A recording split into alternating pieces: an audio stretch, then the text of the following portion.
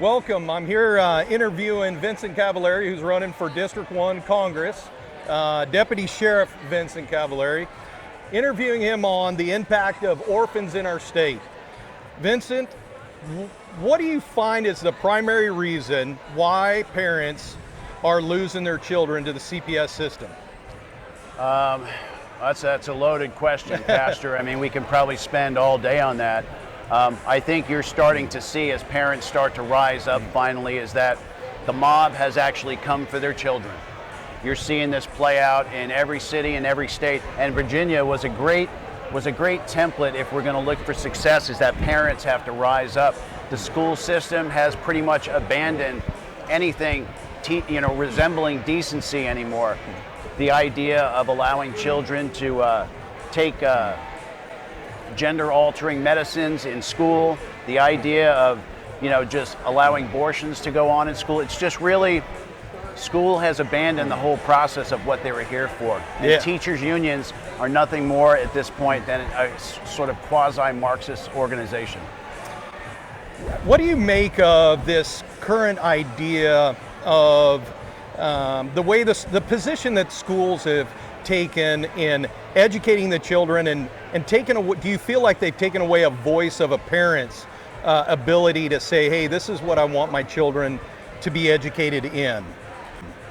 Sure, and like I started to answer before, take your pick, right? Critical race theory, sex education in schools. And there was a time, like as a constitutionalist, I believe in getting all the information out there. So higher education is the place to expose, students to those sort of teachings if they really must.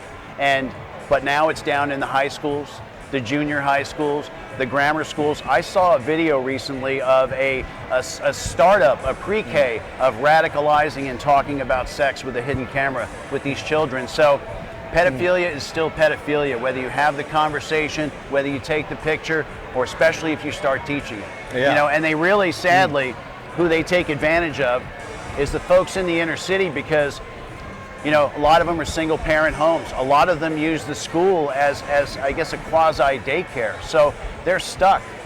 Yeah, that is so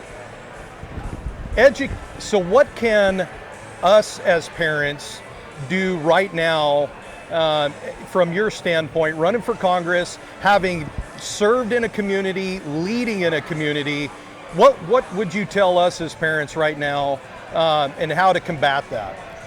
Well, they started doing it, and the template's been actually drawn in Virginia. They took back their school boards, right?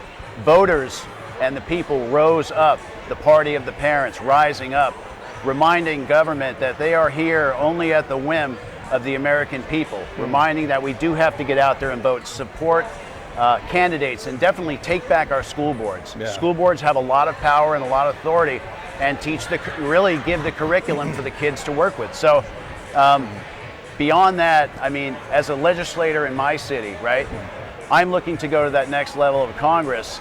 So I believe in the way our federalist process works, that this belongs at the local level. The local level is where it's school boards, city councils, departments of education. That's where it needs to be dealt with. And again, got to get out there and vote. Got to get out there and support candidates, and you got to make sure that we're paying attention. Because if you take your eye off the ball, they'll take your kids. Amen. Yeah, Vincent, thank you, brother.